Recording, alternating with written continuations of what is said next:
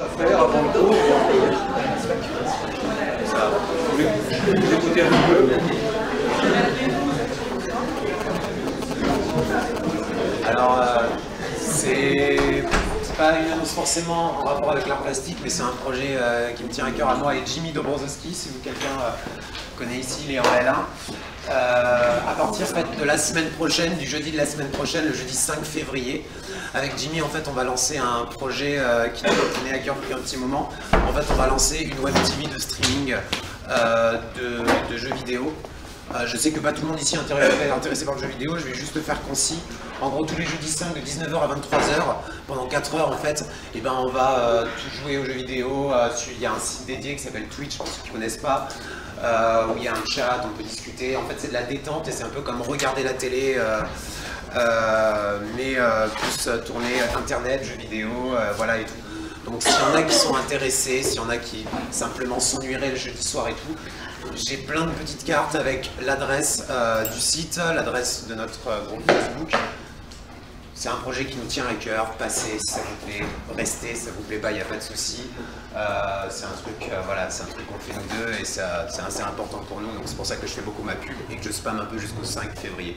Après le 5 février, ça continuera à se faire tous les jeudis soirs, c'est juste qu'on fera moins, je vais moins vous pourrez le mot avec ça. Merci beaucoup.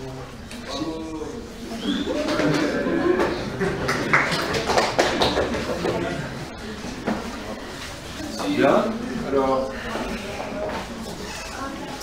je vais vous embêter avec un petit peu de temple grec, hein, puisqu'on avait commencé l'architecture.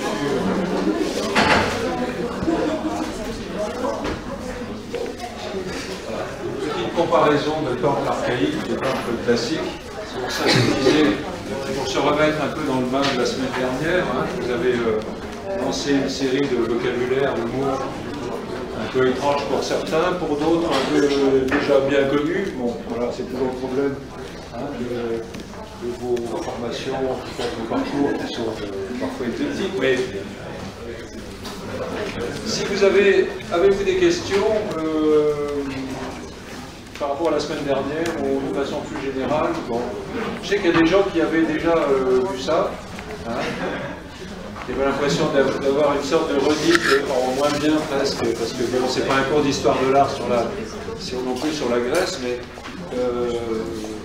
ça peut peut-être donner des éléments, en tout cas des éléments de réflexion. Hein. Le but, c'est pas simplement un vernis, je dirais, de connaissances, etc. C'est comment aborder ces objets qui sont... Comment aborder des objets qui sont relativement différents. Vous savez, nous on traite... On dirait du visuel, grosso modo, mais le visuel, ça fait un peu visual arts, hein, c'est un petit peu anglophone, et puis c'est un petit peu un sac un peu fourre-tout, mais quand même quelque part, quand on fait quand on parle sur les images, mais sur les images, sur aussi les objets, eh bien, avec les tableaux, avec les sculptures, on peut aussi intégrer les architectures, et l'architecture, c'est...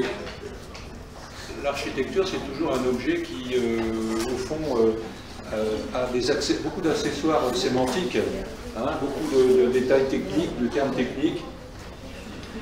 Et puis en ce qui concerne, dès qu'on aborde des objets dans une perspective historique, parce que ce sont des objets qui sont apparus autrefois, hein, dans l'histoire grecque, eh bien on les a classés d'une certaine façon.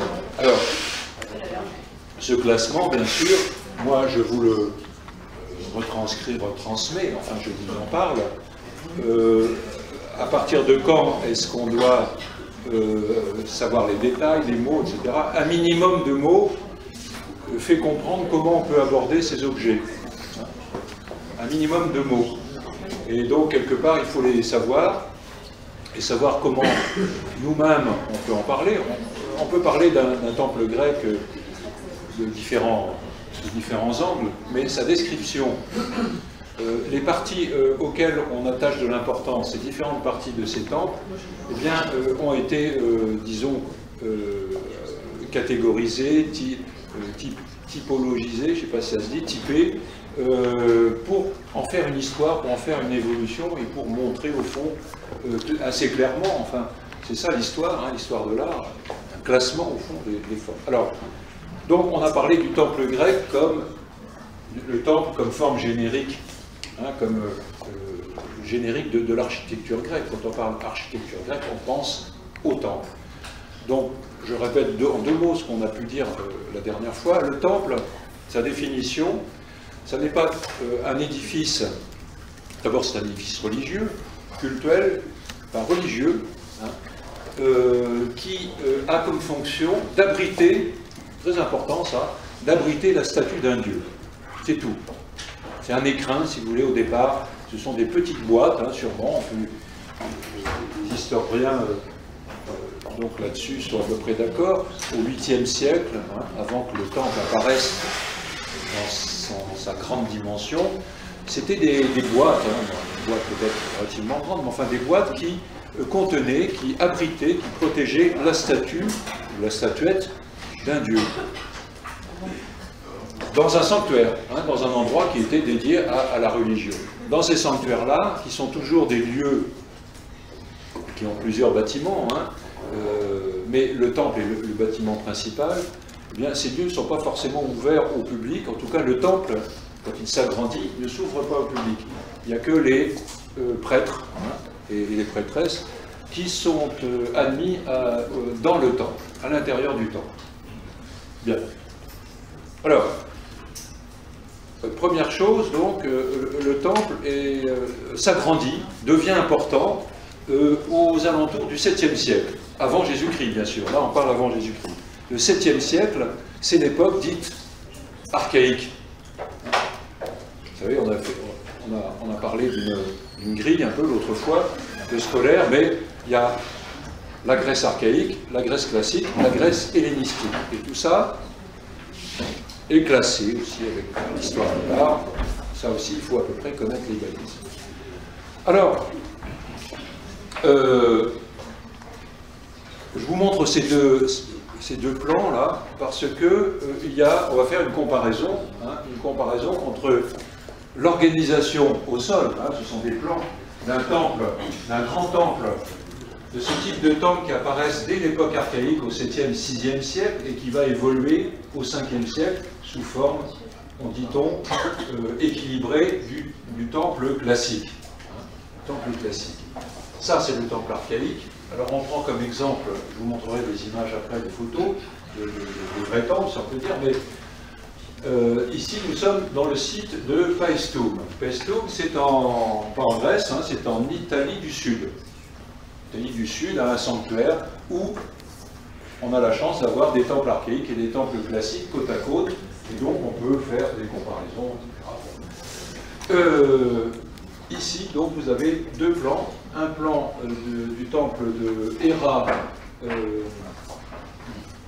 1, Héra 1, on donne des chiffres, qui est le temple archaïque fait au 6e siècle, et là, le temple Héra 2, qui s'appelle aussi temple de Poséidon, je crois, et à Paestum, donc, et qui est, lui, environ 450 avant Jésus-Christ, c'est du 5e siècle, et qui représente une formule équilibrée du classicisme en architecture. On l'avait dit la dernière fois, qu'est-ce que c'est que l'architecture classique dans un temple? Eh bien, c'est un équilibre entre l'Est et l'Ouest au niveau du plan. Vous voyez, vous avez à peu près une symétrie, si on traçait un axe au centre, là, vous avez à peu près symétriquement, eh bien, les mêmes parties ici et les mêmes parties là, vous voyez, en surface. Et de l'extérieur, au fond, il y a une sorte d'harmonie équilibrée. C'est une définition du classicisme, une harmonie équilibrée. Équilibrée, c'est-à-dire on a une sorte d'unité, mais disons de proportions qui sont à peu près en place après l'évolution archaïque. Bon. Rapidement, je vous donne la terminologie de ce qu'on avait utilisé la semaine dernière. Les deux temples. Hein. Bon. C'est un temple périctère. Un temple périctère, c'est le mot qui signifie entouré de colonnes. Péri, c'est autour, pictère, c'est colonne. Temple périctère, c'est un temple entouré de colonnes. D'une rangée de colonnes. On verra tout à l'heure des temples en Asie, enfin en Asie mineure, qui ont 2 rangées de colonnes, on dira que ce sont des temples diptères, entourés de 2 rangées, on verra ça.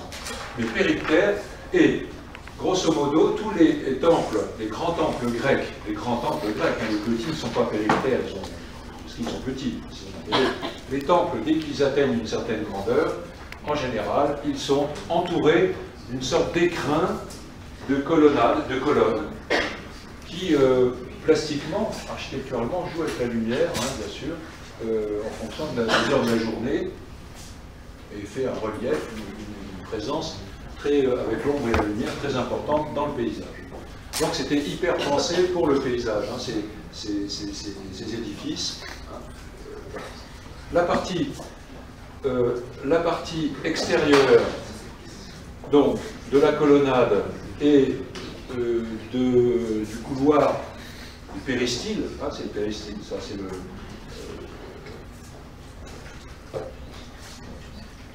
Voilà, colonnade ou péristyle. S'appelle aussi d'un mot grec la péristasis. Péristasis, c'est l'ensemble ouvert, c'est la partie. Péristasis s'adresse à une notion d'espace. C'est tout l'espace ouvert autour de la partie fermée du temple. Donc vous voyez, le temple est fait d'une partie fermée, on en parlera tout à l'heure, et puis autour d'une partie ouverte qui est avec la colonnade et le péristyle, le couloir. Donc c'est la péristasis. Je vais l'écrire.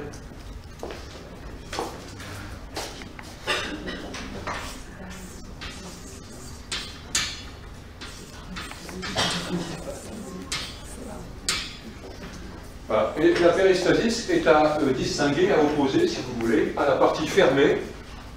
La partie fermée, c'est celle, vous voyez, sur les murs, c'est celle qui est comprise ici, au centre, assez bien équilibrée, précisément à l'époque classique. Cette partie fermée s'appelle le... Vous l'avez dit la fois dernière? Le... Non, le naos, c'est qu'une partie. L'ensemble, le sékos. Voilà. Donc le péristasis et le sékos sont sur le même plan, ce sont des espaces. Hein. On dira que le temple est conçu, enfin, et comprend une partie ouverte de péristasis, voilà, cette espèce d'entourage, vous voyez, avec colonnes et galeries, et la partie fermée, hein, toute cette partie-là, qui s'appelle le sékos. Donc il y a toujours, même quand on ne voit plus de mur dans un temple, il y avait toujours un mur à l'intérieur, une partie fermée, et puis autour, une sorte d'écrin, hein, d'épaisseur, enfin d'épaisseur perforée, et qui est transparent, qui joue avec les transparences et les opacités, autour, pour protéger cette partie fermée. Dans cette partie fermée, le sékos, en général, il y a 3 autres sous-parties. Il y a le... je vais commencer par celle du milieu, la plus importante, c'est la cella ou le naos. Hein, ici, vous avez celle-là, c'est le mot latin, mais le naos, c'est le mot grec, c'est-à-dire la pièce qui comprend la statue du dieu. La pièce qui comprend la statue du dieu, c'est la pièce principale de ce sékos. Et on y pénètre dans cette grande pièce du sékos, eh bien, de la cella, par le pronaos. Pronaos, devant le naos, hein, c'est-à-dire pronaos, à l'est toujours, sauf, on va voir l'état à part, mais le pronaos est toujours à l'est, on rentre à l'est dans un temple grec. Hein, on rentre par l'est, donc on rentre par là, vous voyez, ça ce sont des marches, on rentre par le pronaos, vestibule d'entrée, pronaos, et ensuite le naos.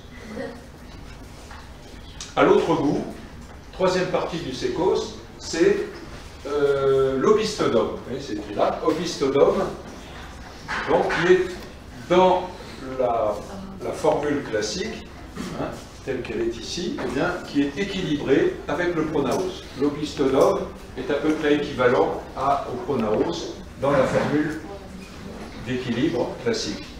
Et cet opistodome, vous voyez, il n'a pas d'accès avec l'intérieur. Hein, ce n'est pas un vestibule de sortie, si on peut dire, ni un deuxième vestibule d'entrée, hein, s'il y avait eu une communication. Il n'y a pas de communication, et du coup, a priori, ça ne sert à rien hein, a priori ça ne sert à rien, ça pourrait servir à arranger les choses, mais dans cette forme, dans cet exemple-là, c'est là l'exemple des colonies du grec d'Italie du Sud, en Sicile on verra la même chose, bien, il y a une équivalence des deux. Voilà. Qu'est-ce qui est classique aussi dans cette histoire? Eh bien, c'est que beaucoup de temples, vers 450, la formule classique, c'est une formule avec 6 colonnes en façade. Donc, dans la description d'un temple, on dit aussi le nombre de colonnes en façade, temple périptère, 6 colonnes en façade. C'est-à-dire, quel est le mot aussi le plus savant? 6 colonnes, c'est... Non. Hexastyle. Hexastyle.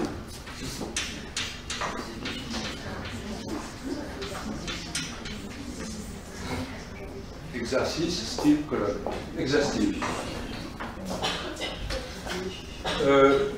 Tout de suite, vous remarquerez que le temple archaïque, qui a à peu près 80 ans de plus, qui a été fait avant celui-ci, eh bien lui, sa façade, elle a 8 colonnes. 9 colonnes, pardon. C'est un nombre impair. 3, 3, 6 et 3, 9. C'est-à-dire qu'en fait, il y a une colonne au centre. Alors que dans un chiffre pair de colonnes, vous avez une travée. Ça libère une travée, la travée axiale, qui permet de voir évidemment la statue du Dieu quand la porte est ouverte, la porte de la cellule. Ici, eh bien, dans les temples archaïques, bien souvent, vous avez un nombre impair de colonnes, c'est-à-dire une colonne au milieu aussi. Même si vous voyez et puis plus de colonnes, on regarde aussi le nombre de colonnes sur le grand côté. Alors, bon, ici, sur le grand côté, il y a 3 et 3, 6 et 3, 9, 10, 11, 12, 13, 14, non, je me suis trompé, 3 et 3, 6 et 3, 9, 10, 11, 12, 13, 14, oui, 14 colonnes. Bon, en général, il y en a un peu plus que sur la façade, hein, il y a le double, plus une ou plus 2 ici. Eh bien, voilà, là, vous avez beaucoup plus de colonnes hein, dans les temples archaïques. Et puis, vous voyez qu'à l'intérieur de la cella, la différence aussi, c'est que, comme ici, on a libéré une travée centrale, hein, à cause du nombre pair de colonnes, hein, eh bien, on va faire une double colonnade à l'intérieur de la cella et loger le Dieu, la statue du Dieu, elle est ici, hein, normalement. Autrement dit, on pourra voir la statue du Dieu de l'extérieur. Ça a l'air de rien comme ça, mais c'est important hein, d'avoir cette approche déjà. Quand la porte de la cella est ouverte, hein, cette porte-là, eh bien, on peut voir d'ici, au fond, la statue du Dieu, c'est-à-dire directement hein, cet espace libéré qui conduit visuellement à la statue au fond de la chapelle, enfin, au fond de la cella. Ce qui n'était pas le cas vraiment ici, vous voyez, hein, dans cette formule-là, formule assez archaïque, où il y a une seule colonnade axiale dans la celle-là, et non pas une double colonnade, une colonnade axiale, eh bien, la statue du Dieu devait être quelque part par là, et au fond masquée par les colonnes.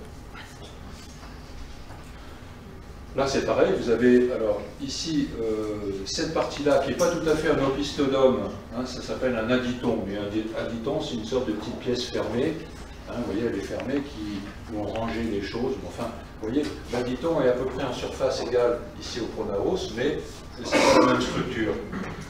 C'est pas la même structure. Le pronaos ici, il a 3 colonnes à l'entrée.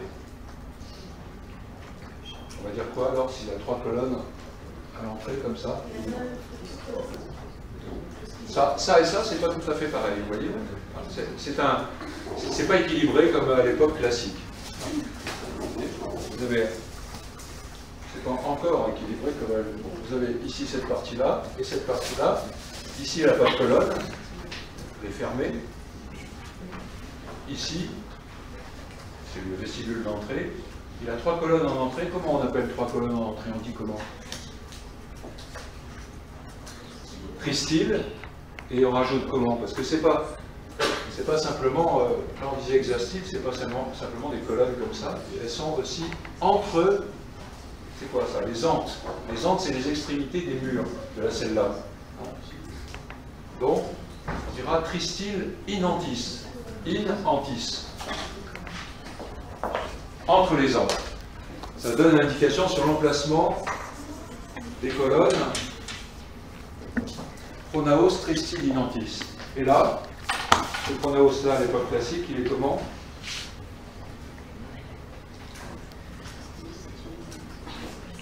Avec les termes, il est quoi? Distyle. Comment? Inantis. Distyle inantis. Ainsi que l'opistodome. L'opistodome et le pronaos du temple classique, formule équilibrée, harmonieuse, etc., sont tous les deux à peu près de surface égale et tous les deux distyle inantis. C'est leur structuration avec les colonnes, les murs, etc. Ça veut dire qu'ils ont deux colonnes placées entre les extrémités des murs.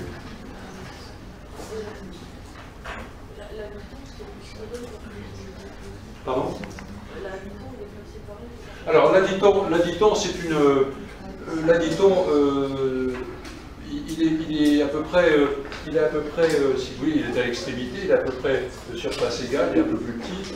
Là, c'est un cas à part, mais lui, par contre, il est fermé. Hein, il n'est pas dans cette formule archaïque. Il est tout à fait différent et du coup, on n'a pas d'équilibrage. Là, par contre, on appelle ça un opistodome. L'opistodome est toujours ouvert vers l'extérieur. Ça, c'est spécial. C'est comme une sorte d'opistodome fermé, donc c'est pas un opistodome. Un additon, c'est une sorte de deuxième chapelle, un petit peu, c'est une particularité.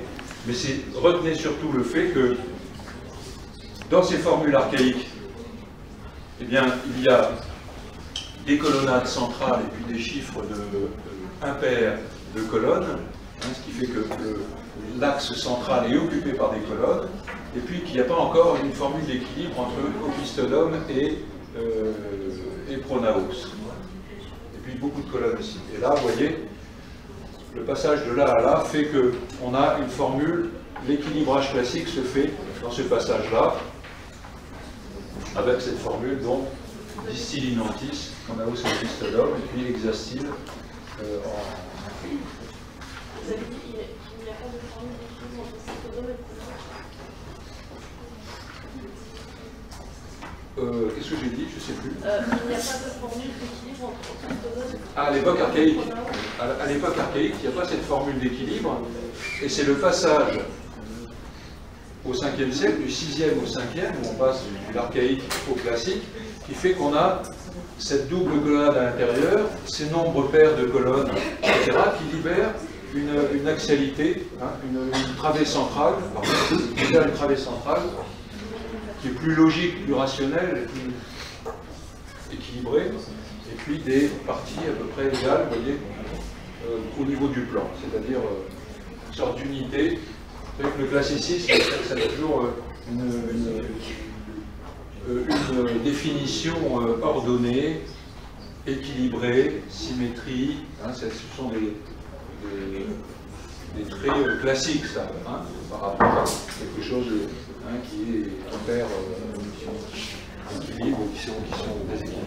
Alors on va voir les images. Pardon, ça c'est après. Je reviens à... Voilà. Bon, là on reconnaît le plan de d'Héraïn. Voilà. Voilà le temple d'Héraïn. C'était le temple à gauche qu'on avait en plan.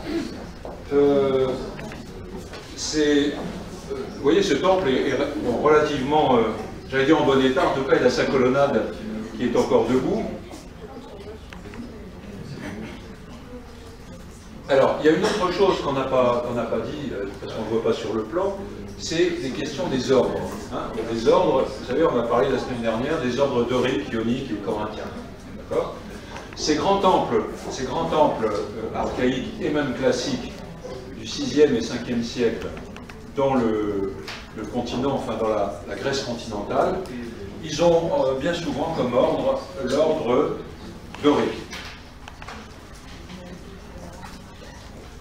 À quoi à quoi on reconnaît l'ordre dorique? Eh bien, on reconnaît l'ordre dorique notamment au chapiteau dorique qui est constitué. Je crois que j'ai une meilleure image de ça. Ouais.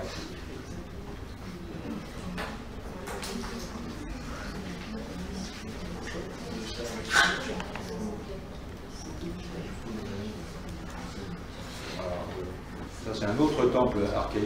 Voilà. Attendez, on va y arriver. Voilà, bon, on va regarder ça.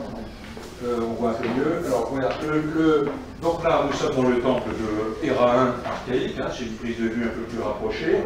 Et l'ordre dorique, eh bien, est reconnaissable avec le chapiteau. Vous voyez, le chapiteau dorique est constitué d'une partie carrée, un cube, enfin non, un carré pareil du fait, on dira, qui s'appelle l'Abac, A-B-A-Q-U-E. Oui, je l'écrive encore. Abac.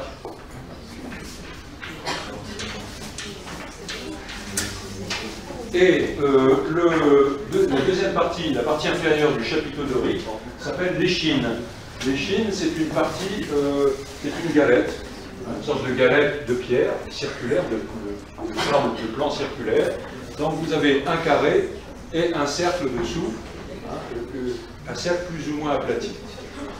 On voit ça à la courbe de l'échine ici.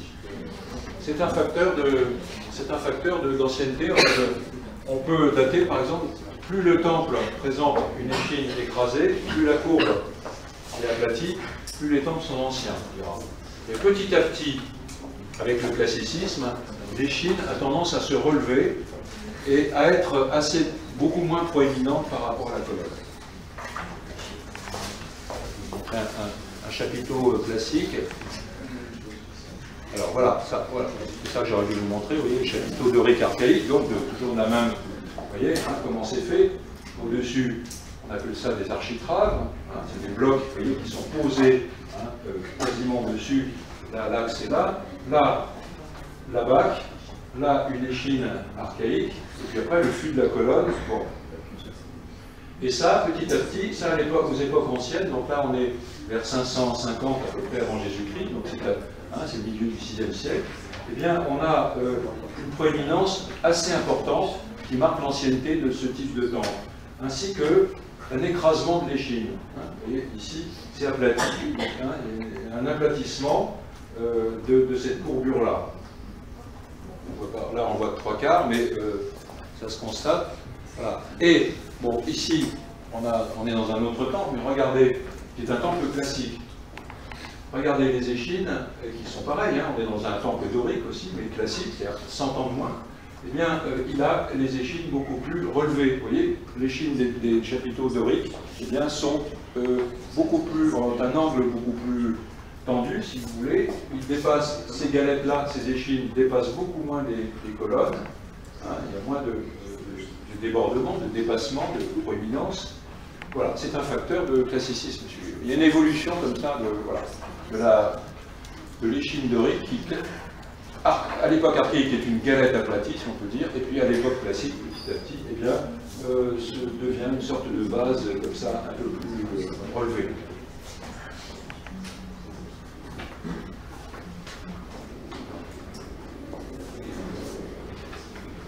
Alors, ce qu'il faut dire aussi de cet ordre dorique, hein, de ces temples-là, c'est que les colonnes sont faites de, vous voyez, on voit très bien ici, de tambours. Hein, ce n'est pas des colonnes monolithes, ça existe hein, parfois, faites d'une seule pierre, mais c'est très rare.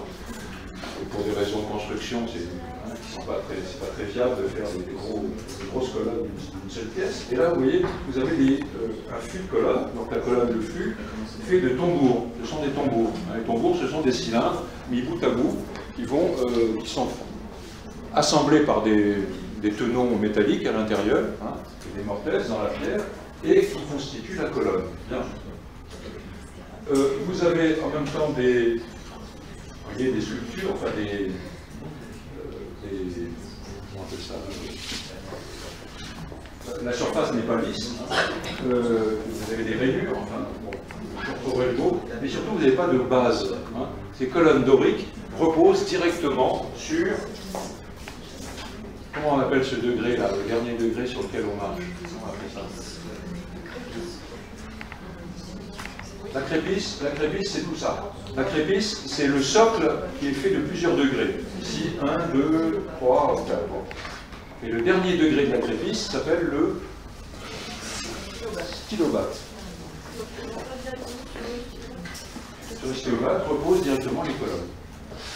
Les fils des colonnes reposent directement sur le stylobate. Il n'y a pas de base.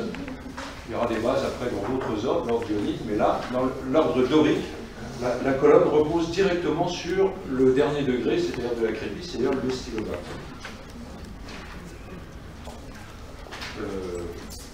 Je marque stylobate.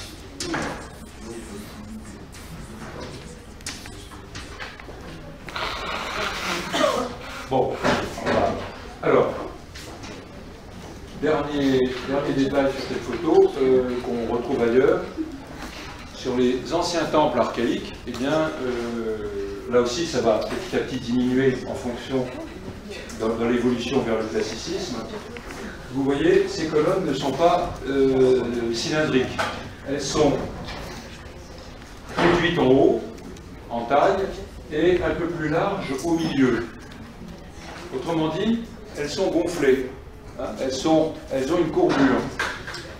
On appelle ça cette courbure, hein, la courbure, c'est-à-dire le degré de courbure entre le diamètre le plus petit et le diamètre le plus grand.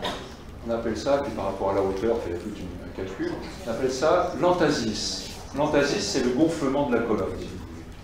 Entasis.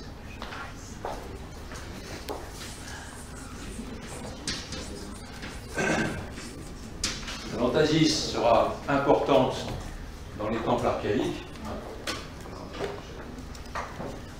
Ça fera partie de ce premier style dorique, si vous voulez, archaïque, c'est-à-dire un gonflement de la colonne, comme si les colonnes avaient une sorte de vie organique à l'intérieur, comme s'il y avait un mouvement interne hein, de ces colonnes. Vous voyez un peu derrière aussi, elles ont surtout tendance à se réduire quand elles approchent du chapiteau, et du coup, pour faire ressortir l'échine, voilà. Et donc, il y a une espèce comme ça de gonflement de la colonne, c'est l'entasis. Et cet entasis va, là aussi, vous voyez, si on regarde ce temple d'Agrigente, hein, oui. Alors, oui, alors c'est aussi, vous avez raison, c'est aussi visuellement pour donner un effet optique, enfin, de perception, de délancement, bien entendu. Hein. Et on verra avec le Parthénon que c'est pas vraiment l'entasis, par contre c'est une inclinaison des colonnes pour donner une impression optique d'ascension et de tension. Voilà, oui, tout à fait, bien sûr, c'est aussi pour visuellement, bien entendu. Hein. Voilà, ici, voilà un temple classique, donc en Sicile, à Ségeste, à Agrigente, pardon. Et vous voyez que, enfin, vous voyez, les colonnes ont moins ce gonflement. Je ne sais pas si à l'œil vous voyez, elles ont l'air beaucoup plus, même si elles sont sûrement plus larges en bas qu'en haut. Et l'entasis, c'est-à-dire le gonflement, la différence de dimension entre petit diamètre et grand diamètre est moins accusée à l'époque classique, l'équilibre, qu'à l'époque archaïque.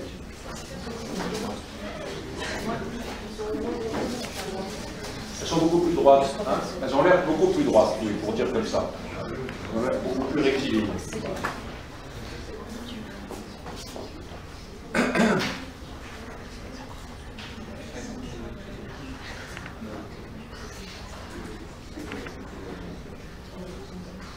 Voilà, un autre, alors à Paestum toujours, un autre temple archaïque, il y a deux temples archaïques, il y a un temple classique, Héra 1, Héra 2, et le temple d'Athéna aussi, qui est entre les deux, 500 avant Jésus-Christ, c'est juste un peu avant le classicisme, et voilà, on est encore dans quelque chose d'assez archaïque, mais petit à petit, vous voyez, l'échine tend un petit peu à se relever, un petit peu, là aussi, mais il y a encore une sorte d'entasis qui se voit, vous voyez, quelque part, et puis, mais ce temple-là, on peut remarquer qu'il a déjà une formule classique, c'est-à-dire une colonnade, une façade hexastyle.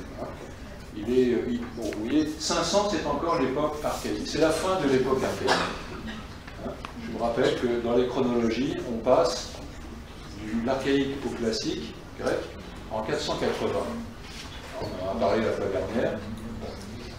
C'est pas arbitraire, ça correspond à un passage de style, à une évolution, mais ça correspond aussi historiquement aux guerres médiques, à la fin des guerres médiques contre les Perses, les Grecs contre les Perses. Et 480 correspond à l'hégémonie d'Athènes sur les autres cités grecques. Athènes, à l'occasion des guerres médiques, est passé devant Sparte notamment. Bon. Et d'une certaine façon, ça va ouvrir cette porte à ce siècle dit de Périclès à Athènes, vous savez, où on invente, enfin, on met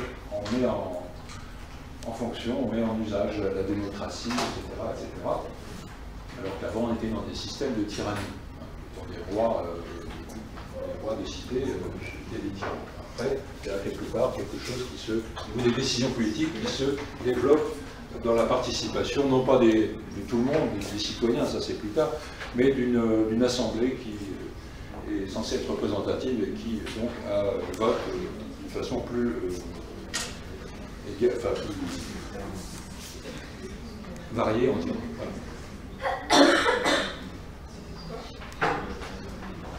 Bon, alors ces groupes, donc on a vu le temple en Sicile, vous voyez, voilà, ce genre de temple hexastyle classique, comme ça, assez dorique, hein, assez austère. Hein. Alors on va retrouver ça en Sicile notamment, hein, ici 430 avant Jésus-Christ, des temples assez simples, assez dépouillés, vous voyez.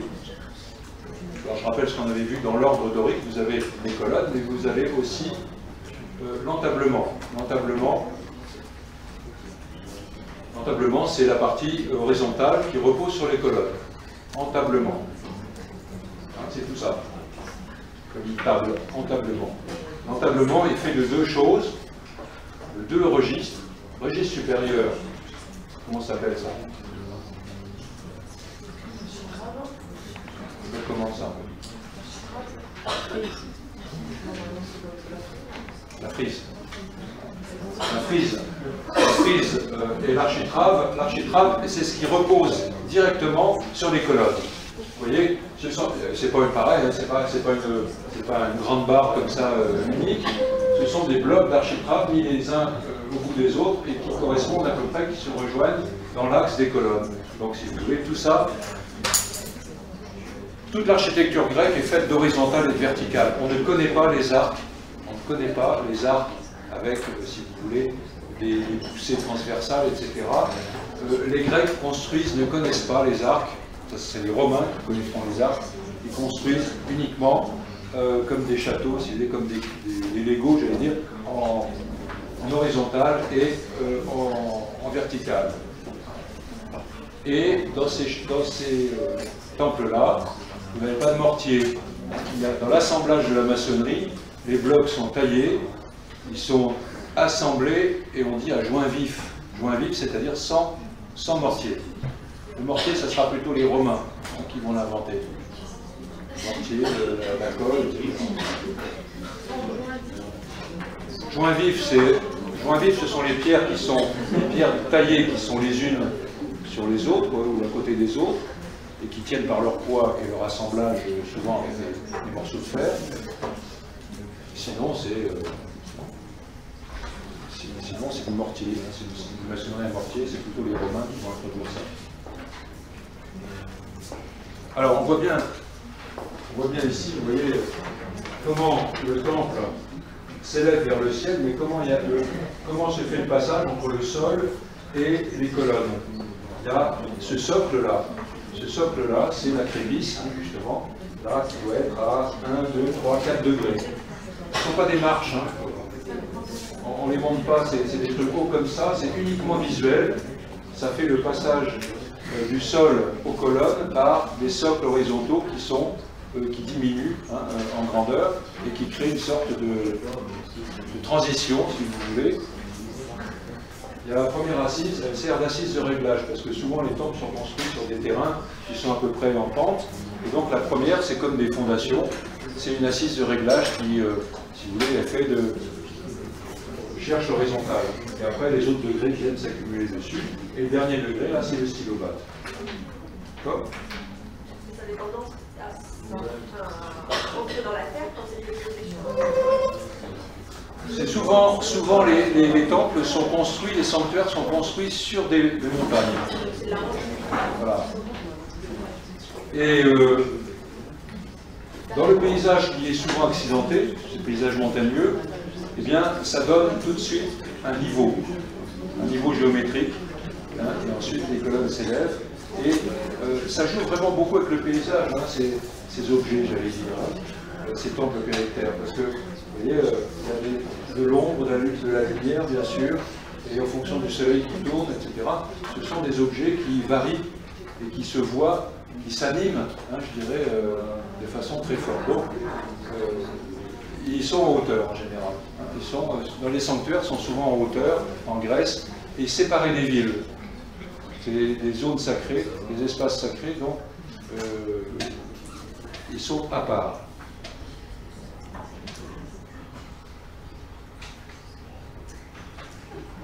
Ça, je passe sur les petits détails. Voilà, quelques ruines sédinantes, agrigeantes, oui. Alors bien sûr, bien souvent, les temples sont des morceaux de pierre. Vous voyez, on retrouve là des chapiteaux. Un chapiteau, on pourrait dire classique tout de suite, hein, vu le profil de l'échine. Bon, plein de choses comme ça qui sont... Ça a impressionné les romantiques, hein, au XIXe siècle et au XVIIIe, fin XVIIIe. Les premières fouilles sont réalisées, hein, on découvre Pompéi, etc., à Rome, enfin en Italie, mais les temples grecs intéressent beaucoup, par exemple, les romantiques allemands. Hein, ils sont absolument férus de l'histoire grecque. Et les ruines, c'est frappant. Les ruines, c'est un motif qui va être mis en avant par tout le romantisme des années 1790, 1800, 1820. Hein, et on commence à s'intéresser à l'architecture grecque, mais souvent à travers les ruines, si on peut dire. Un très beau temple, je vous conseille, si vous allez en Sicile, c'est un temple qui se trouve dans la montagne, et c'est un temple qu'on voit dans le film des frères, pas des frères Dardenne, j'ai oublié leur nom, un film qui s'appelle Chaos, où on voit un aigle qui vole, etc. On voit un temple grec dessous, et c'est le temple de Ségeste, qui est un temple... là, ça ne se voit pas, mais qu'il faut grimper, vraiment, il est un peu dans la montagne, c'est dans la nature. Hein. Et c'est un temple qui, curieusement, n'a peut-être pas été terminé, d'ailleurs, hein, quand il a été construit, parce que, vous voyez, là, on voit sa colonne périptère, mais à l'intérieur, il n'y a plus rien, il n'y a rien. Il n'y a pas de partie fermée, il n'y a pas de reste de mur. Bon. Et voilà la façade, donc d'un temple classique, de chez classique, si on peut dire, hein, du 5e siècle, à Ségeste, façade hexastyle, entablement dorique. Vous voyez les petites, les chapiteaux doriques, très tendus, aux échines très tendues, marque de classicisme. Les échines sont comme des petits vases, hein, c'est tout. Les galettes écrasées de l'archaïsme.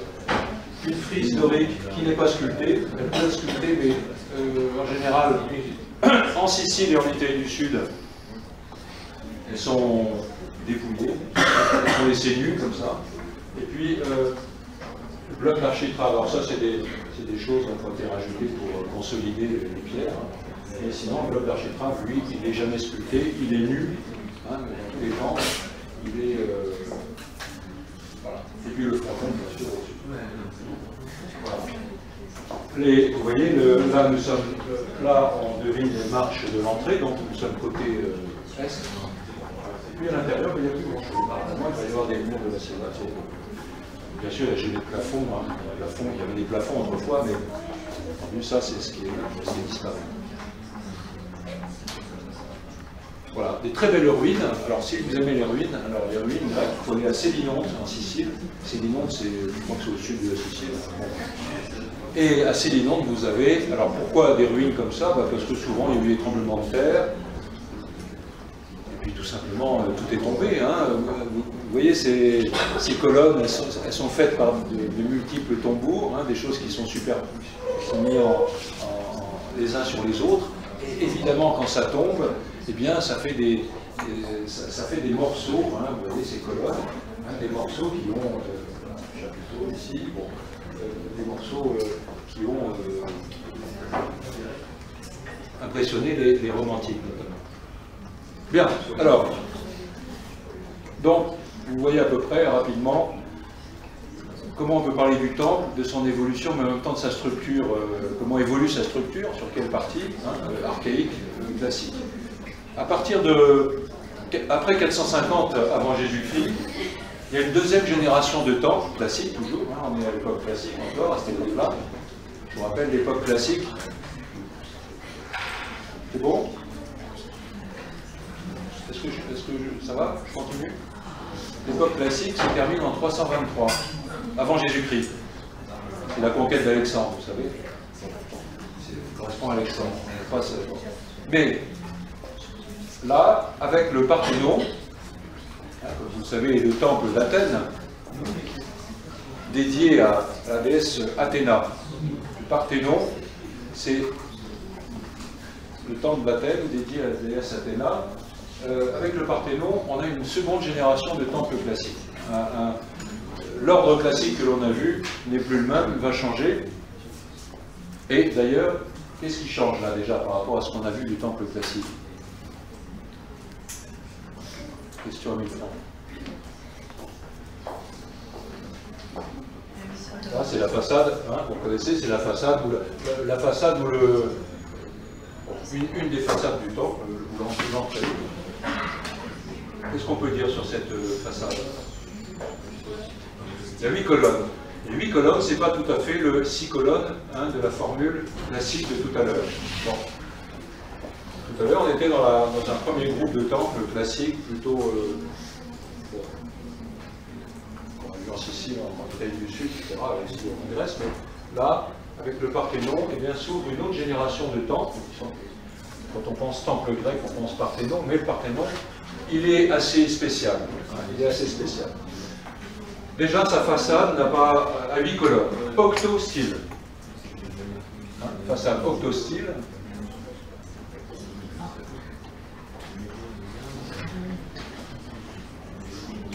Bon, c'est un temple, tout de suite, on peut dire, sur cette photo, temple dorique. Périctère, temple périctère, on ne voit pas très bien, enfin on imagine. C'est un temple entouré d'une colonnade. D'ordre dorique. Bon, et puis ensuite, voilà, la clépice est ici, les colonnes. Bon, vous voyez quelles ont les caractéristiques du temple classique, hein, ces colonnes avec ces chapiteaux doriques. Vous voyez, c'est pareil, c'est des échines tendues, là, comme ça, hein, beaucoup plus moins en forme de galette. Et puis, ce qu'on peut remarquer aussi, bon, l'architrave, vous savez, je vois très bien les blocs d'architrave, la ligne de l'architrave, qui est cette ligne, cette première grande ligne de blocs qui vient reposer, hein, comme une table sur les colonnes, et ensuite par-dessus la frise dorique. La frise dorique, on ne va pas parler, c'est une alternance, hein, de triglyphes et de métopes, vous savez, triglyphes, métopes, triglyphes, métopes. Tout à l'heure, les métopes étaient nues, très austères, dans les temples qu'on a vus, ici elles sont sculptées. Il y a beaucoup de sculptures au Parthénon. Le Parthénon, c'est un bâtiment magnifiquement construit, avec beaucoup d'argent, c'est l'époque de Périclès. C'est un temple qui est quasiment tout en marbre. Tout en marbre. Et en marbre plein, hein, massif. Et beaucoup de temples étaient faits en calcaire poreux, un petit peu, si vous voulez, hein, ceux qu'on a vus avant. Ici, c'est du marbre. Le marbre, évidemment, c'est plus cher. Ça correspond aussi à un bâtiment qui bénéficie de moyens plus importants. Et l'architecte du Parthénon s'appelle Iktinos. On connaît les architectes. Iktinos, I-C-T-I-N-O-S. C'est l'architecte du Parthénon. Mais, curieusement, et c'est une des premières fois dans l'histoire de l'architecture, Iktinos n'est pas le chef du chantier. Iktinos, c'est un sculpteur qui est le chef du chantier, et vous le connaissez, il s'appelle Phidias. Phidias était, pour la première fois, sculpteur et chef d'un chantier d'architecture du Parthénon. Phidias, P-H-I-D-I-A-S. Je vais marquer. Bon, j'ai pas dit ça.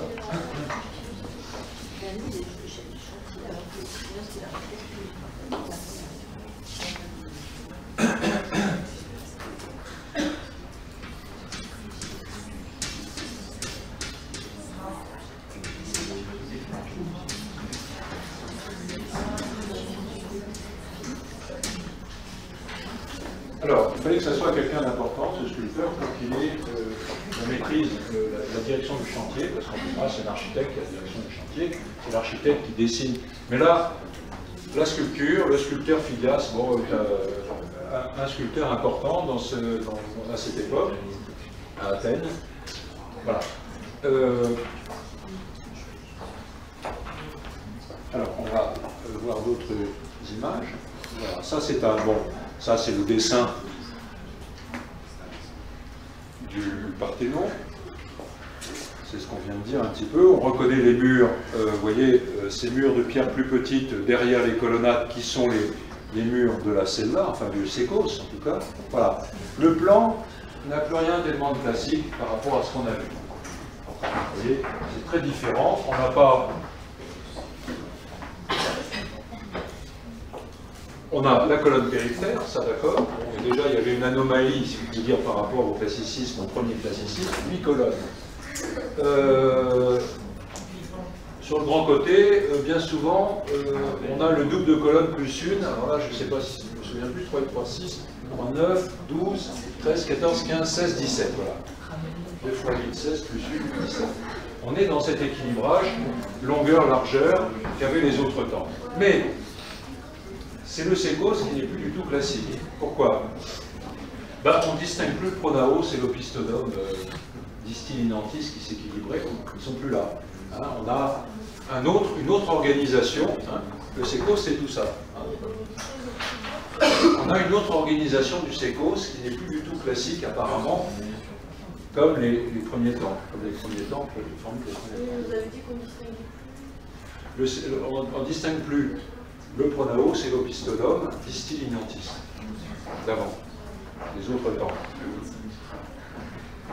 Alors qu'est-ce qu'on a à la place? Voilà. En fait, il y a deux entrées.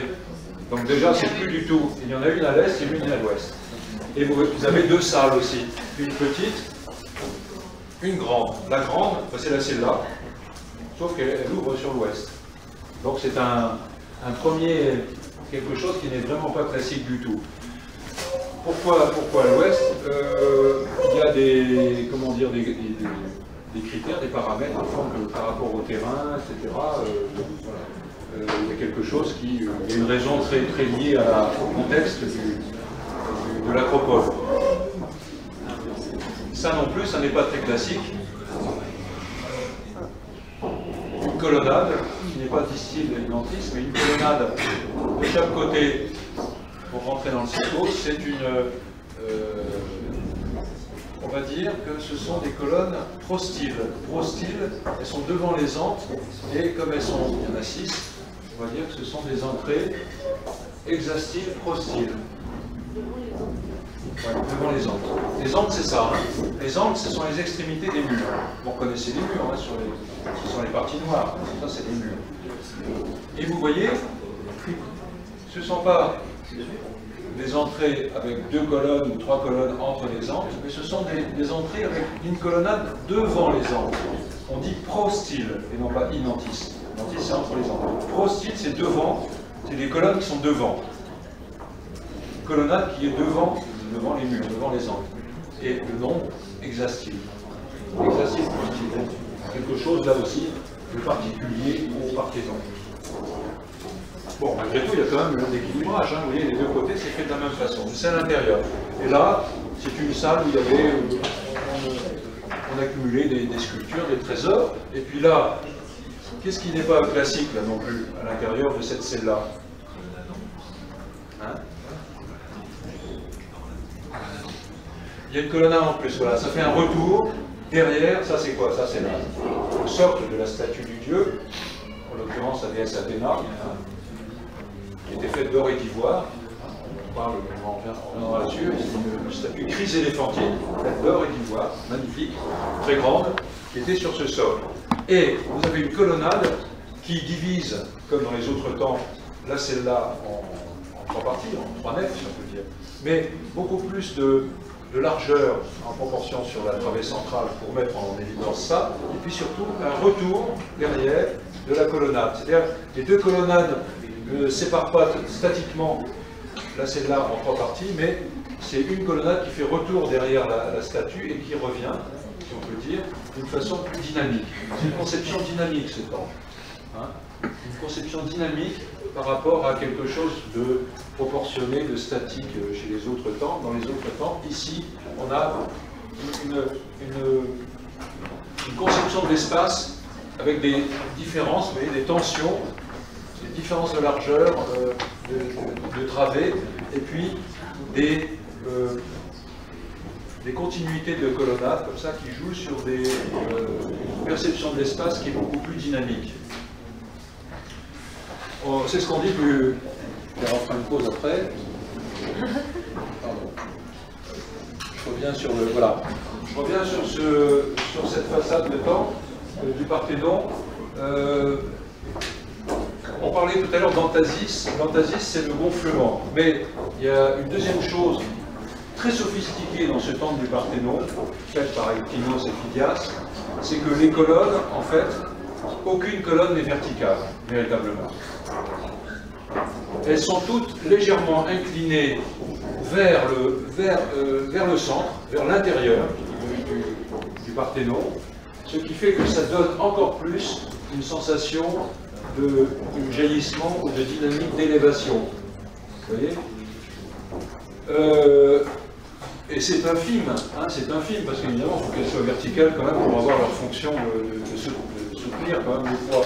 Mais elles sont toutes légèrement incurvées. Ça veut dire aussi qu'il n'y a pas un seul bloc taillé de pierre qui a un angle droit. Tout a été taillé avec des angles différents, donc vous voyez le travail déjà sophistiqué au niveau de la taille de pierre, hein, etc. Alors tout ça pour donner une sorte de... Alors on dit une correction optique pour corriger... Non, c'était pour donner une impression de mouvement, là encore, de dynamique visuelle, hein, liée à la perspective, c'est-à-dire aux formes que l'on perçoit dans l'espace avec leur distance, leur longueur, etc. Voilà, donc c'est un temple particulier en tout, hein, aussi bien au niveau de son plan, de ses matériaux tout en marbre, de son organisation de travail, mais et aussi de sa structure, et aussi de du nombre de colonnes, enfin tout est... Et pourtant c'est le summum du temple classique. Quand on parle du temple classique en Grèce, évidemment tout le monde pense au Parthénon. Donc ce sont ces temples de deuxième génération, hein, voilà, vers 430. Vous voyez que la construction a duré de 447 à 438, à peu près une dizaine d'années. Bien, on va faire un petit arrêt, hein, et puis on continue là-dessus.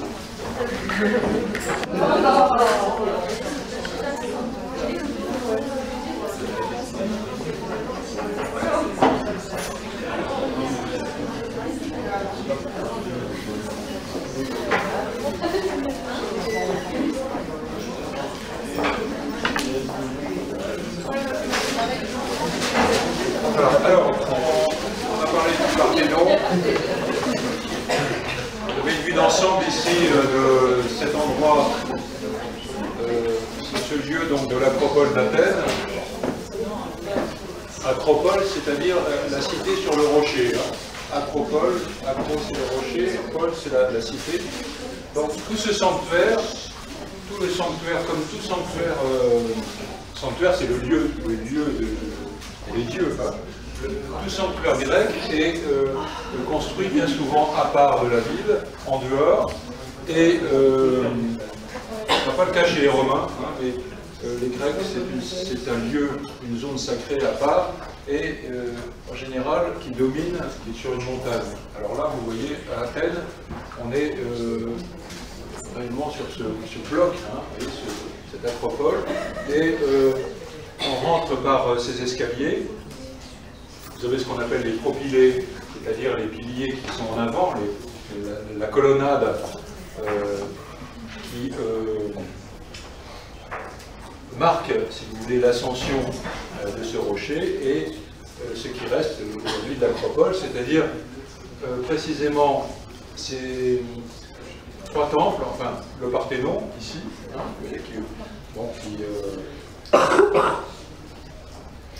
qui domine, hein, qui est l'édifice le plus important, et puis on va voir précisément deux autres temples, un petit temple ici, tout petit, qui est au bord du mur de dénivelé, enfin du rempart, là, qui s'appelle le temple d'Athéna Victoire, et un autre temple ici, assez compliqué, qui s'appelle l'Érecthéion.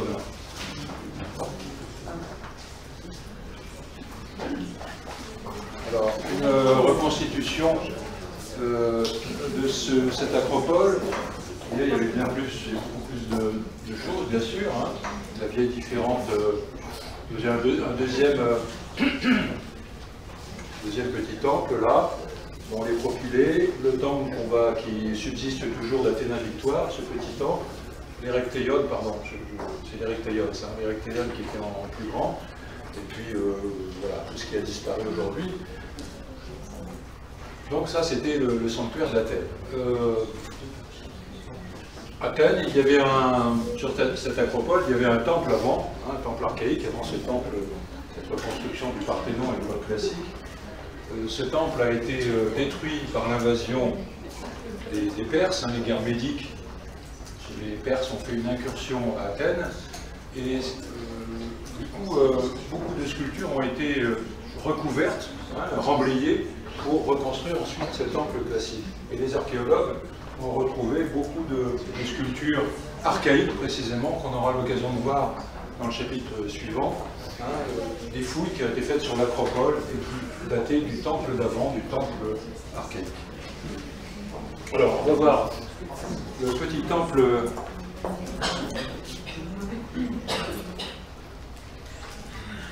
qui est un... Alors, on va voir, voilà, ce petit temple-là,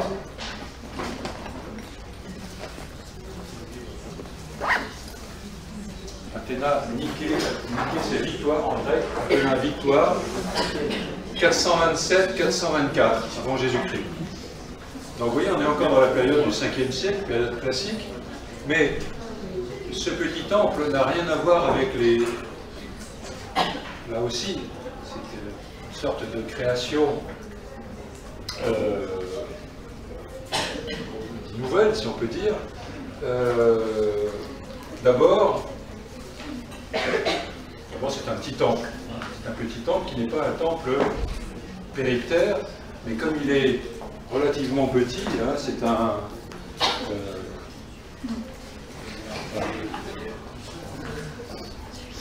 c'est juste en quelque sorte une cella, hein, ce petit temple. Et puis des colonnes, hein, qui sont...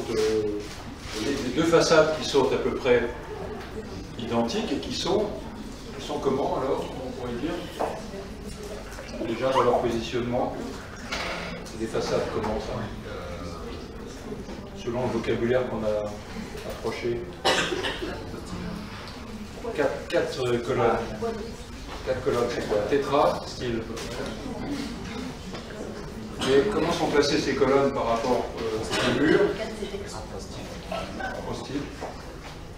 Donc tétrastyle, prostyle. Deux façades, tétrastyle, prostyle. D'accord?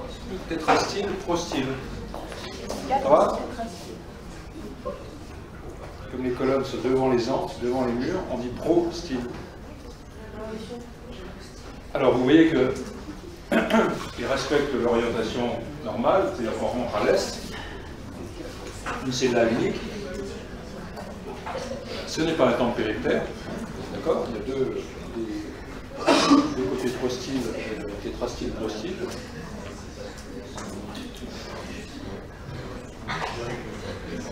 ici, là, il est placé vraiment, en, vous voyez, au bord, hein, quelque part il domine, et l'entrée est ici.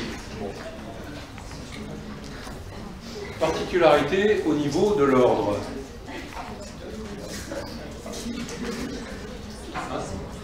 L'ordre, vous voyez, c'est un ordre, c'est pas un ordre dorique, c'est un ordre.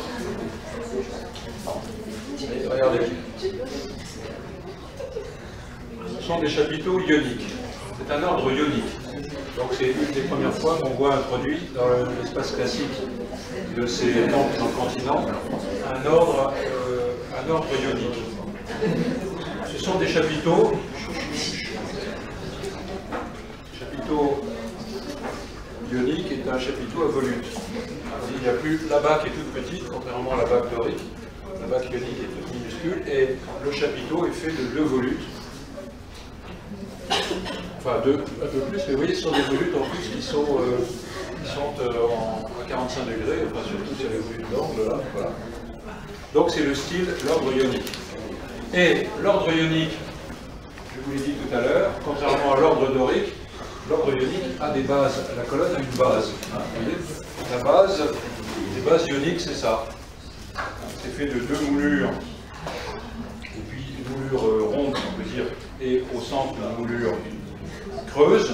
Bon, je ne veux pas donner le nom, hein, ce sont des tors et des scotis, après on va pas rentrer dans les détails, mais la base, l'ordre ionique, est bien présente au pied des colonnes, une base qui fait l'intermédiaire, la transition entre la colonne, le fil de la colonne et le stylobate du temple. Quelle est l'autre distinction qu'on peut faire ici dans ce temple par rapport à ce qu'on a vu?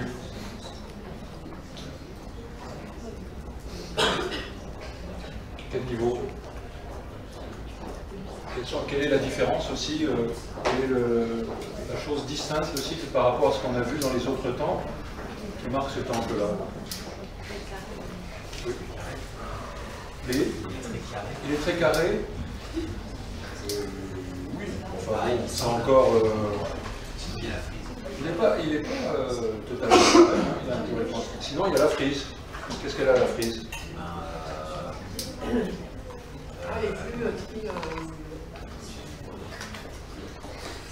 La frise, elle est continue. Hein, elle n'est pas arrêtée triglyphe méthode, c'est pas une frise dorique, c'est une frise ionique.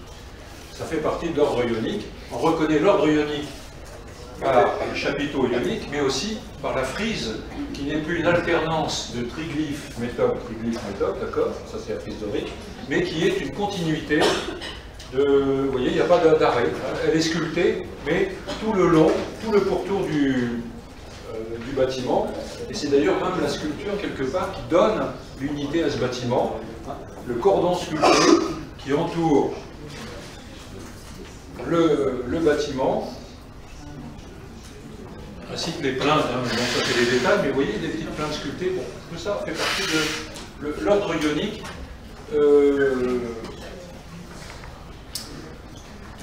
Donc un ordre, un style originaire de l'Ionie, de l'Asie mineure, a quelque chose de continu et non pas de géométrique comme l'ordre de l'ordre. Bon.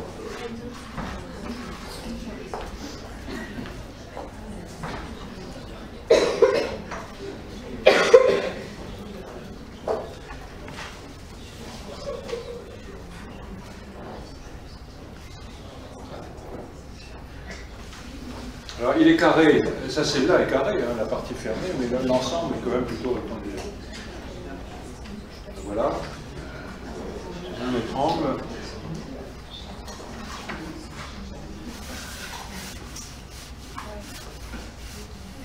Alors, autre temple particulier sur cette acropole, l'Erecteion. Construit en 400, voilà, fin 5e, hein, 421-405. Alors c'est un temple compliqué, mais c'est là que l'on reconnaît, c'est là que l'on connaît ces fameuses sculptures, hein, qui sont, vous voyez, qui sont des sculptures, des colonnes, qui sont des femmes, hein, qui supportent montablement.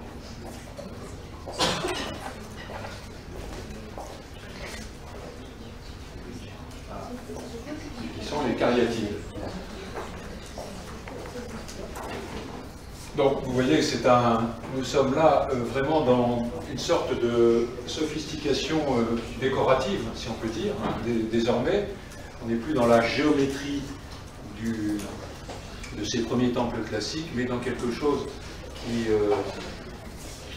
sûrement a quelque chose de ionique, d'oriental. Vous voyez, c'est des sculptures hein, qui font office de colonnes, qu'on appelle des cariatides, et qui, au fond, bien, supportent un entamblement qui lui-même est un petit porche. C'est un porche dans ce temple qui ne présente pas de plan très organisé, d'une certaine façon, très... vous allez voir le plan. Voilà. Le plan d'Erecteion, c'est ça. Donc les cariatides sont ici. C'est une sorte de porche qui a une communication à l'intérieur par ici. Mais en fait, il y a 3 salles dans ce temple qui sont greffées les unes sur les autres et qui ne donnent pas un plan, si vous voulez, principal. Hein. Ce sont plutôt des temples qui ont été, des salles qui ont été aussi ajoutées les unes aux autres, en quelque sorte. Ici, vous avez une première salle qu'on va voir qui est faite d'une façade, vous voyez, prostyle, hexastyle, hein, d'ordre ionique, on va voir. Et puis, au milieu, eh bien, il y a une autre salle. Voilà. Donc, il y avait plusieurs cultes, sûrement, dans ce même temple, qui a quelque chose d'assez éclectique, presque. Hein. Voilà. On voit ici cette construction. Donc, on retrouve ici le porche des cariatides. Là, la fameuse entrée prostyle hexastyle, vous voyez, d'ordre ionique. Là.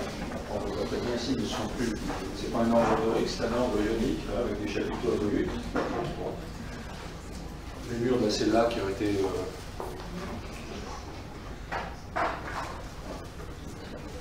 Et là,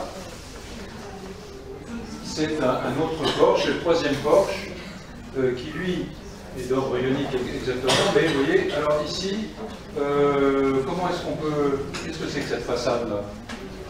Une sorte de porche, vous voyez, de façade, c'est la 3e façade du temple, si on peut dire, enfin la 3e partie de ce temple. Et il y a 4 colonnes en façade, 1, 2, 3, 4, tétrastyle. Mais là, c'est pas prostyle, puisqu'il y a une colonne, vous voyez, en retour. Donc on dira façade tétrastyle avec une colonne en retour. C'est-à-dire, devant les angles, une colonne en retour et puis 4 colonnes et encore une. Donc vous voyez, c'est un temps relativement, je dirais, éclectique. Hein, voilà.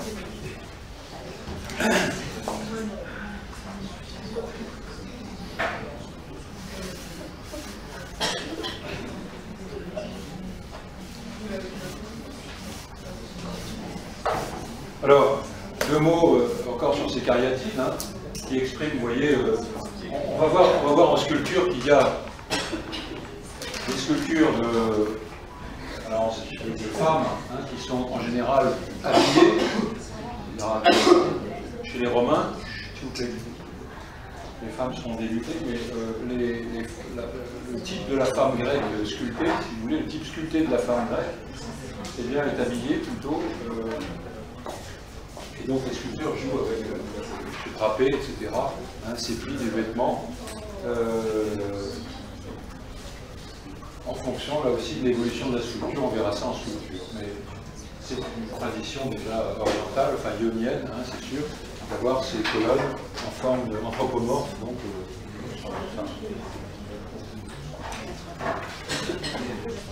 alors, on va continuer dans cette évolution qui terminait cette architecture. L'architecture classique évolue également dans la partie Asie mineure, hein, la partie ionienne, et vous avez à la fin du 5e siècle et au début du 4e, donc à la fin du classicisme, eh bien, des temples énormes qui se construisent en Asie, dans la partie orientale de la Grèce, notamment à Éphèse.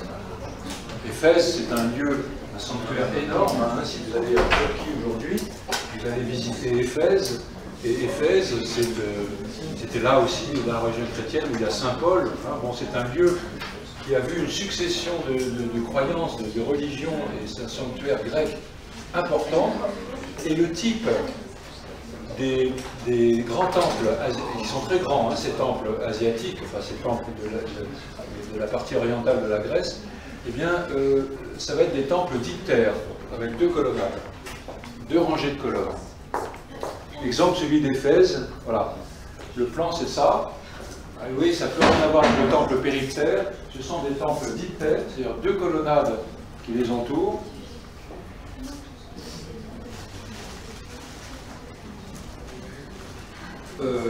Voilà. Là, c'est le temple de Diane, ou le temple d'Artémis, hein, à Éphèse. Artémis.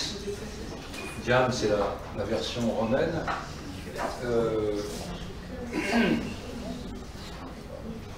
Et vous voyez qu'il y a 2 entrées, hein, quasiment. Il y a une entrée ici, une entrée là. Donc, l'entrée principale à l'est bon, n'existe plus.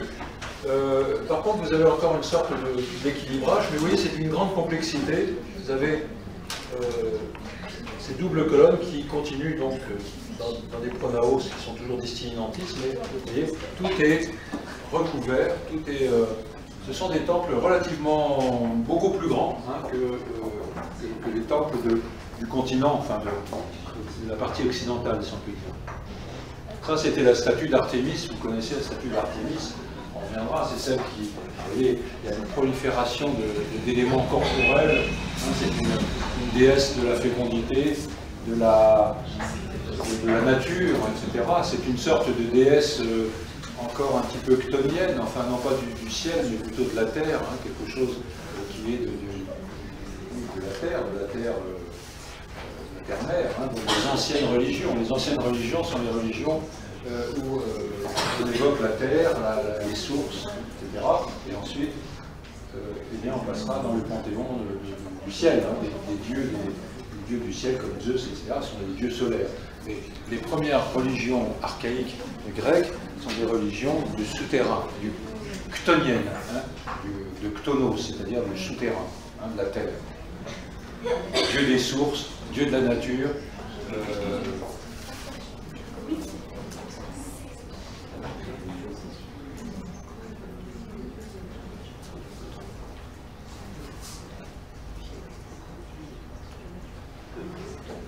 Voilà, bon, donc ce temple d'Éphèse,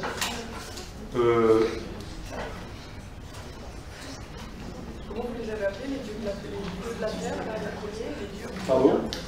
Quel nom vous avez dit? Les dieux de la terre, ça s'appelle... Les dieux de la terre, c'est les dieux chtoniens, le monde chtonien, Chtonos, le chtonien, c'est-à-dire du souterrain, C-H-T-O-N-O-S.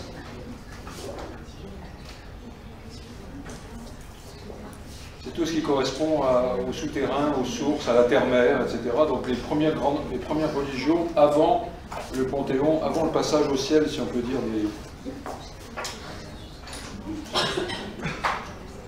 Voilà, un autre temple, un autre lieu aussi en Asie mineure, Didyme, et un temple dédié à Apollon, hein, le temple d'Apollon à Didyme, qui est en partie détruit, mais dont il reste, vous voyez, quelques colonnes. Et surtout, vous voyez, ces grandes bâtisses à de nombreux degrés, vous voyez, hein, il y a 6 ou 7 degrés. Donc tout est gigantesque, hein, tout est beaucoup plus grand. Et on a une prolifération de colonnes, mais aussi des dimensions assez importantes. Et des ordres ioniques, hein, bien sûr, on est dans l'ordre ionique et non plus dorique.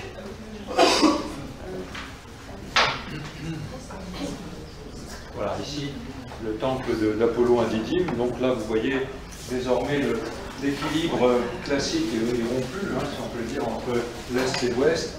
Et on a de plus en plus une marque sur, comment dire, une sorte de front d'importance sur une façade et pas une autre. Hein. Il n'y a plus d'équilibre au niveau Est-Ouest, mais on a vraiment une sorte de théâtralité qui est pensée du côté de l'entrée, hein, précisément là, vous voyez, avec cet énorme porche où il y a des colonnes qui rentrent. Vous voyez, c'est un temple diptère, mais avec ici un pronaos qui a 12 colonnes et on rentre encore dans une salle avec 2 colonnes, on descend des escaliers, ou on les monte plutôt, on va les montrer, oui. Et ici on arrive dans la cella avec la statue du dieu qui doit être là, et là il n'y a plus du tout de... ça s'arrête. Donc ce sont des temples différents, un temple souvent donc diptère, d'ordre ionique, mais avec de plus en plus une sorte de théâtralité qui est pensée côté entrée, hein, c'est-à-dire une sorte de scénographie, voilà. Une scénographie qui est pensée, ce qui n'était pas le cas du tout chez les Grecs classiques, hein, qui avaient des temples très, je vais dire, minimalistes, très équilibrés, et à la limite on ne voyait pas de l'extérieur tellement où était l'entrée. À cette époque-là, de plus en plus, à la fin du... Bon, déjà, alors, on est dans la dernière partie du classicisme, on a la partie orientale, eh bien, on a de plus en plus de théâtralité, si on peut dire, hein, liée à la façade, à l'entrée précisément, hein, du temple. Donc une dissymétrie et un point de vue qui est orienté, si je puis dire, vers l'entrée. Bon, voilà, j'en ai terminé avec l'architecture, hein, parce qu'on ne va pas... Vous avez quelques éléments, hein, bon, évidemment très, très succincts, mais je pense que voilà, il faut retenir les grandes lignes, hein, je vous ai dit, ces grandes lignes-là. Si vous avez des questions sur l'architecture, on va passer dans la partie sculpture, hein, en grand 2.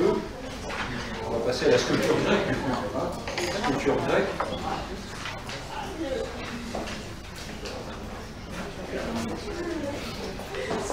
Non, vous n'avez pas de questions? Si vous avez des questions, je vous transmettrai les images, hein, avec la fonction. Voilà. Alors, la sculpture, on va reprendre du début, mais la sculpture, on ne peut pas parler, on ne peut pas ne pas parler de sculpture grecque sans parler des idoles cycladiques. Vous voyez, on sort de notre cadre de référence. Parce que on ne peut pas dire que c'est la culture grecque déjà à cette époque-là. 3e millénaire, c'est quoi 3e millénaire? C'est les années de quoi?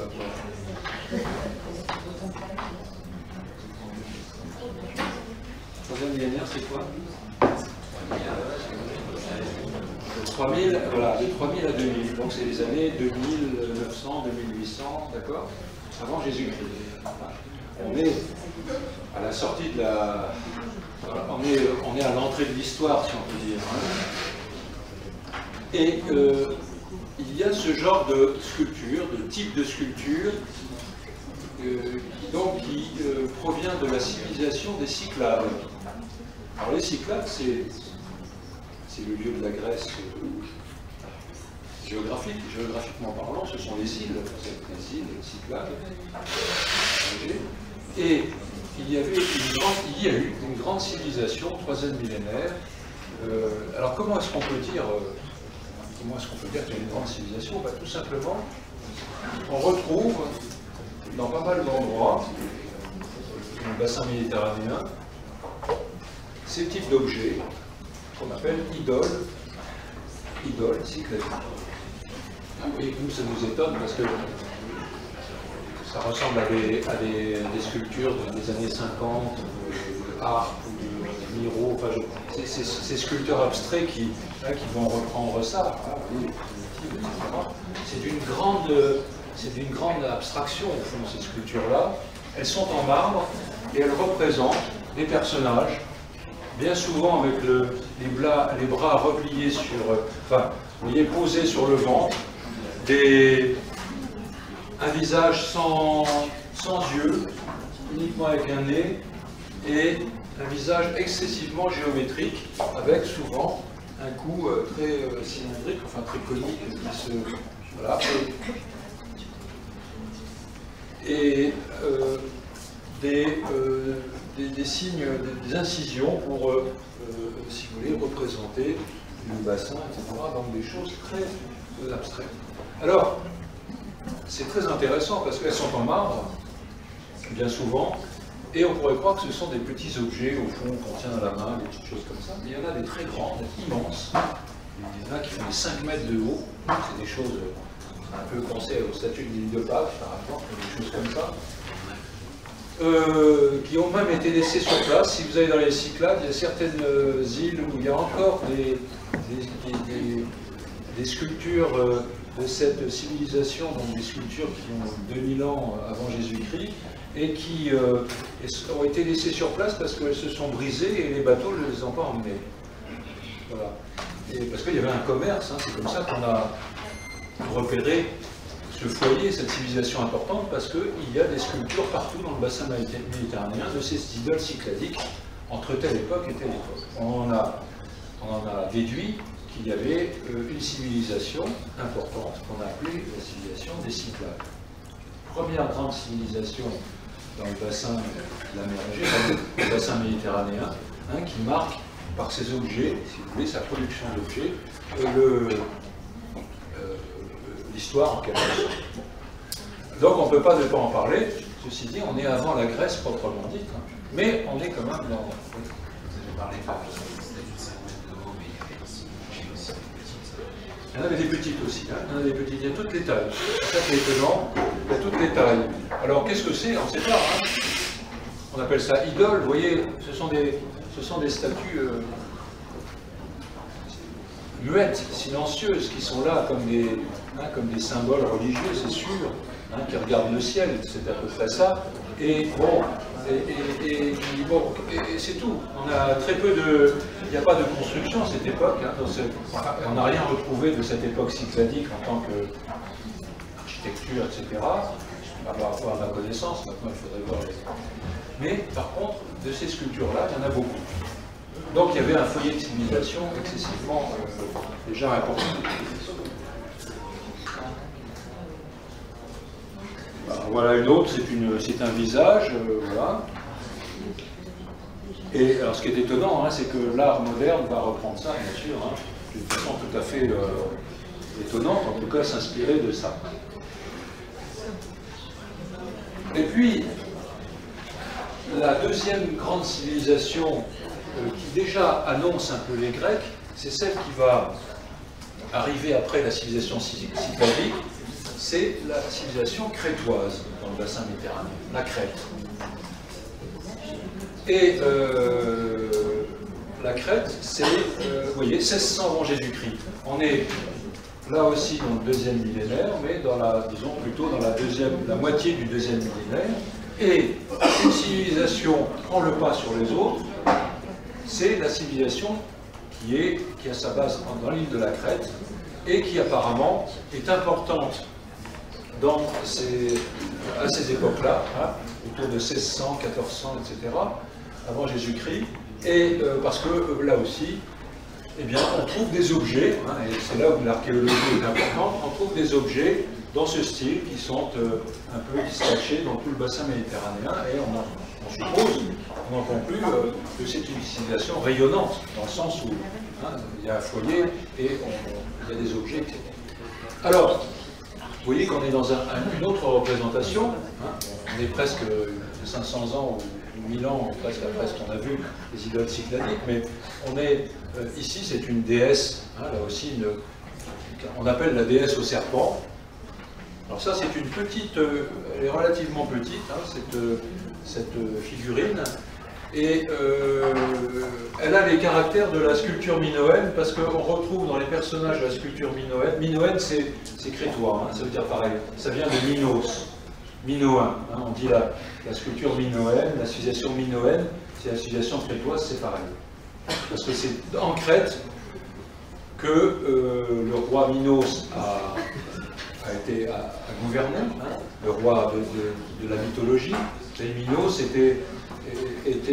Minos, c'est celui qui a fait construire le labyrinthe pour cacher le Minotaure, le taureau de Minos, dans la légende. Hein. Donc la civilisation minoenne, c'est la civilisation crétoise. Et là, on retrouve ces robes à étages, hein, qui sont typiques de la civilisation crétoise, et puis bien souvent des représentations comme ça, rituelles, de ces femmes qui, vous voyez, ont la poitrine comme ça, ouverte. Hein. Donc sûrement une déesse, on dira, de la nature, ça c'est sûr, de la fécondité, des animaux aussi, des serpents, bon, c'est des serpents, et puis une sorte de coque d'animal au-dessus, d'oiseau, hein, c'est un coq ou une chouette, enfin bon, un animal comme ça sur le chapeau. La déesse au serpent, voilà, c'est quelque chose aussi qui est un... Et puis on finira là-dessus. Alors le matériau, c'est une sorte... Le matériau, j'ai juste j'hésite sur le matériau justement.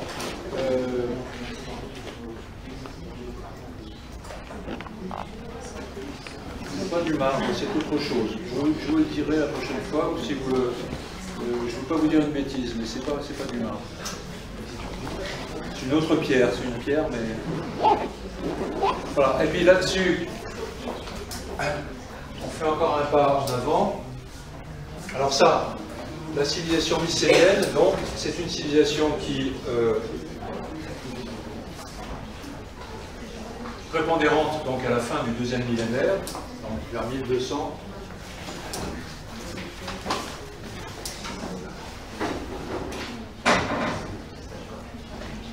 Et qui se reconnaît par ses forteresses, hein, des énormes forteresses sur le continent grec, sur ce qui va s'appeler la Grèce. Et les Mycéniens, ce sont déjà des Grecs, des anciens Grecs, dans le langage. Et ici, le repère, eh bien, c'est la cité de Mycène, une cité militaire, une grande forteresse, vous voyez, faite de remparts avec des blocs qu'on appelle cyclopéens, des blocs énormes. Et cet édifice, on le présente en général dans la sculpture ancienne, parce que tout simplement, c'est presque une sorte d'origine du fronton grec, ça sera repris dans les temples grecs. C'est une pierre sculptée, hein, qui est au-dessus d'une porte, et on l'appelle la porte des lionnes parce qu'elle représente des lions, elle représente des lions. Des lions affrontés. Deux lions affrontés de chaque côté d'une colonne plutôt minoenne, hein, une colonne crétoise, et de chaque côté deux lions qui ont comme fonction sûrement de protéger la forteresse. Voilà. Donc, c'est intéressant parce que c'est une plaque sculptée qui est beaucoup moins lourde, donc elle a une fonction d'alléger. C'est beaucoup plus léger au-dessus du linteau, on ne va pas mettre beaucoup de poids au-dessus d'un linteau, il y a du vide dessous. Ça, c'est un linteau du linteau de la porte. Et c'est une zone qu'on va utiliser comme décoration, et c'est ce qu'on reprendra, c'est ce que les Grecs reprendront dans leur fronton, hein, un fronton sculpté, des frontons de temple. D'une certaine façon, déjà il y a quelque chose du temple grec dans cette décoration. Voilà. On dira deux mots, on va s'arrêter là, je crois que c'est l'heure, et on continuera la sculpture à la fois prochaine.